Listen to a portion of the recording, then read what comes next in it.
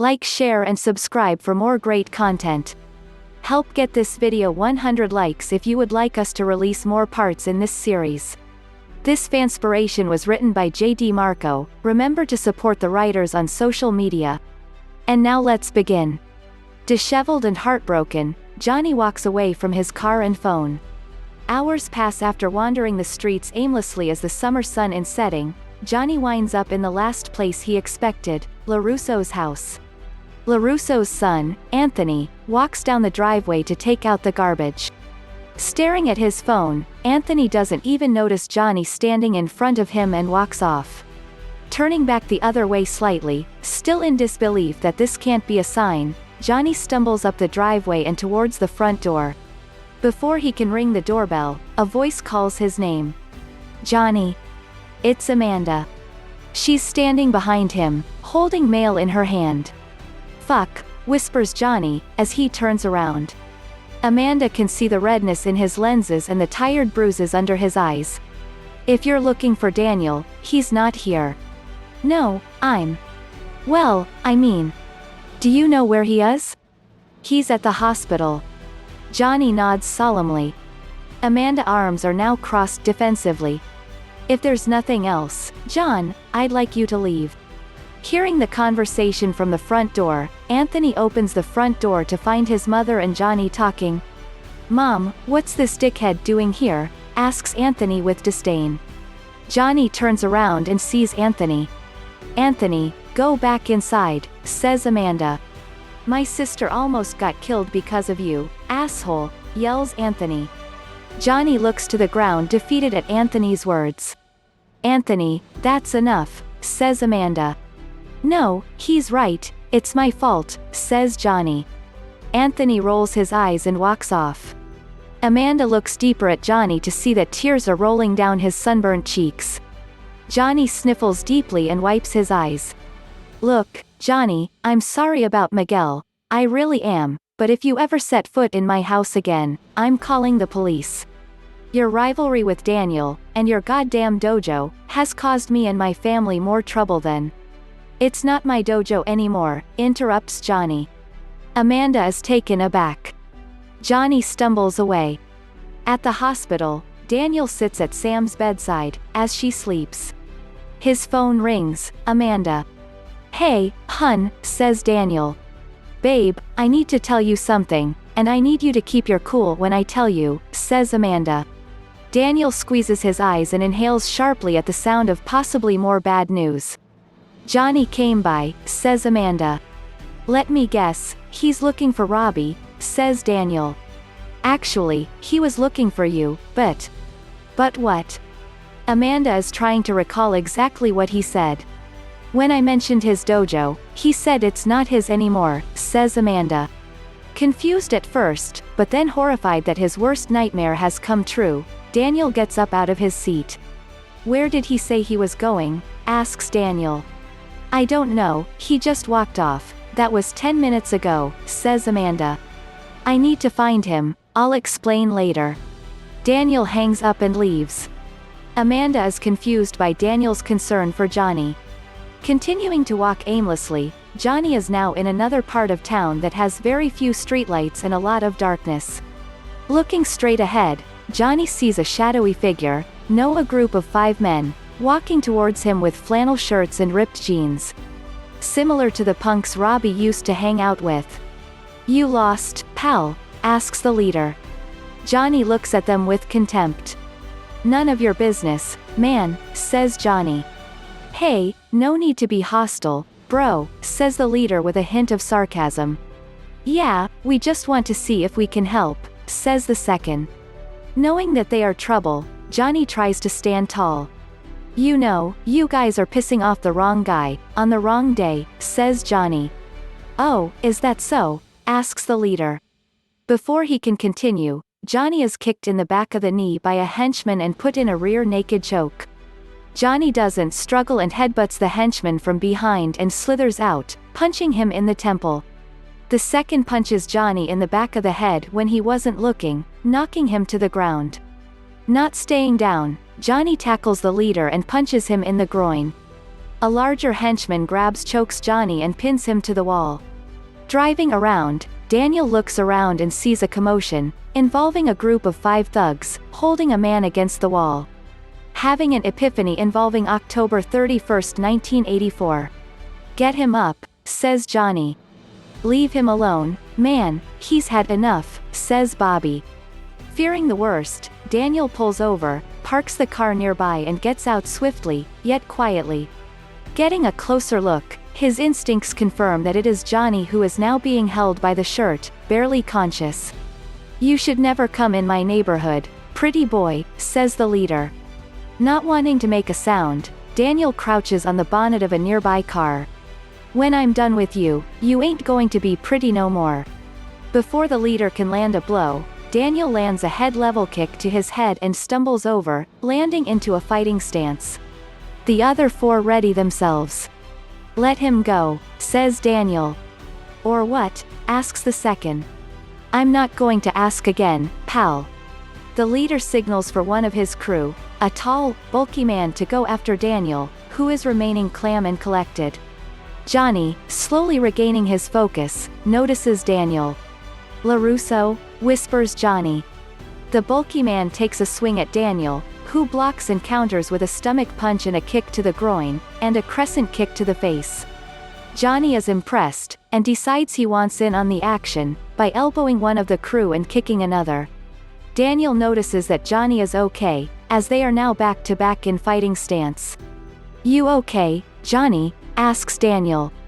"You still can't leave well enough alone, can you?" asks Johnny. Daniel looks at him with, "Are you serious right now, look?" Johnny smirks, and Daniel rolls his eyes and chuckles. "I'm kidding, man," chuckles Johnny. "You ready?" asks Daniel. "Let's do it." A fight breaks out. Daniel handles 2 at a time with a series of blocks and counters, while Johnny lands a series of blows on 2 at a time. The leader hangs back, watching and waiting. Daniel manages to take 2 down, as the leader strikes unexpectedly, kicking Daniel over. The leader stands over him, while Daniel crawls away, trying to get up. "Not bad, old man," says the leader. Not giving up, Daniel rolls over and stands up. Trying one last resort, Daniel raises his left leg slightly and stays in stance. The leader charges at Daniel, and he lands a modified crane kick, knocking the leader down. Although it was a direct hit, Daniel has pulled his hamstring. Johnny has managed to knock down the last 2. Noticing Daniel is limping, Johnny runs over and checks on him. "You okay, man?" asks Johnny. "I think I pulled my hamstring," says Daniel. "Shit, you're not going to be able to walk for a week." "Wouldn't be the first time." Johnny is hurt by that remark, and Daniel realizes what he said. "Sorry, that was uncalled for," says Daniel. "You're damn right it is, asshole," says Johnny. "Okay, look, let's just get out of here, before the cops show up." While all 5 men are squirming on the ground, Daniel limps on. Johnny feels guilty. "Okay, stop," says Johnny. Johnny grabs Daniel's arm hand and puts his arm on around his neck. "Lean on me," says Johnny. "Can you drive?" says Daniel. "Not yet." Daniel sniffs Johnny and can deduce he has been drinking. "How much have you had?" "Enough." "Oh, my God." Once they reach the car, Daniel unlocks the doors and they both enter. "We need to talk," says Daniel. "My place or yours?" asks Johnny. Daniel starts the car and they drive off. Arriving at Larusso's house, Daniel and Johnny exit the car with Daniel's limp appearing to be getting worse.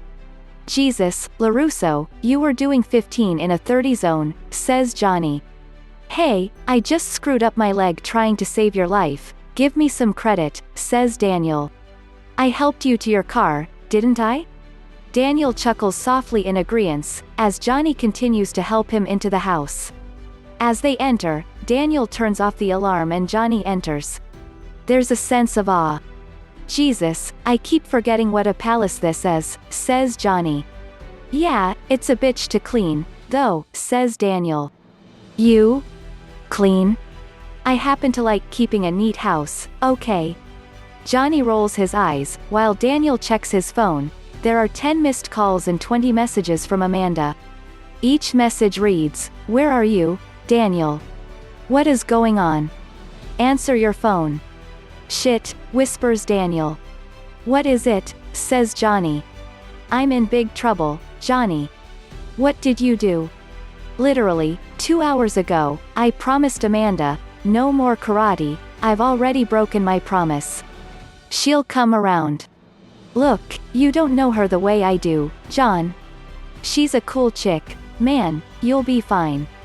"Alright, look, Johnny, we got to talk, this. You got any banquets?" Hearing his question, Daniel is at first irritated, then beat when he realizes he does. "In the kitchen," says Daniel. Back at the hospital, Anthony is asleep by Sam's bedside holding her hand with Amanda now on the opposite side. While looking across the way, Amanda sees a familiar face. "Carmen?" asks Amanda. Carmen Diaz is standing behind her with flowers. "I hope you don't mind," says Carmen. "No, please, they're beautiful," says Amanda. Carmen hugs Amanda, and she reciprocates. "I'm surprised you're not angry at me," says Amanda. "I'm not angry at you, Amanda, and I'm not angry at Daniel, either," says Carmen. Amanda raises her eyebrows with curiosity. "I'm angry at Johnny," says Carmen.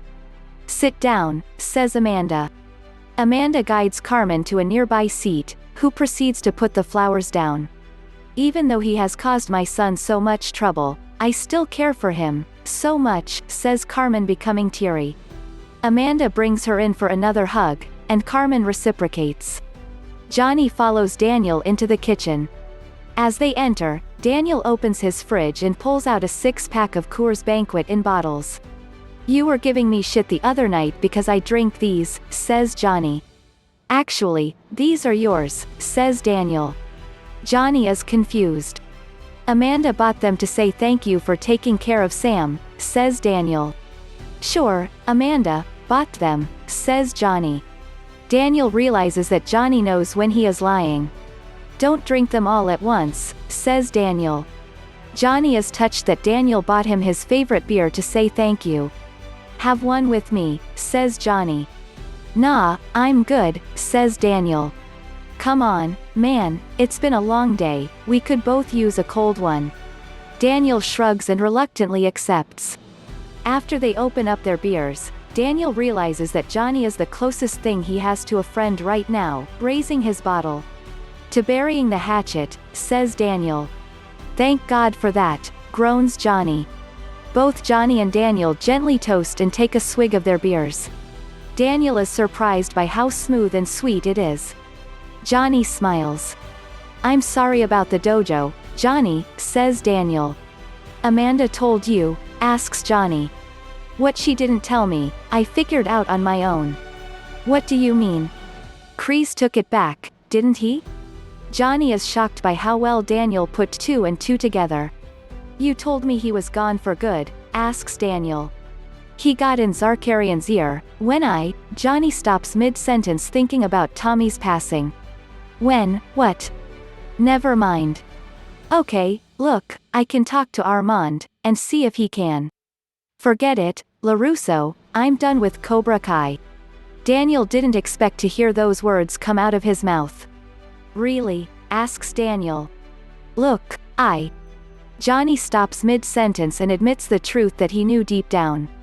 "You were right, I should have never brought back Cobra Kai," says Johnny. "Johnny, it doesn't matter." No, I'm sorry I didn't listen to you. Even Bobby and the guys tried to tell me I made a mistake bringing it back.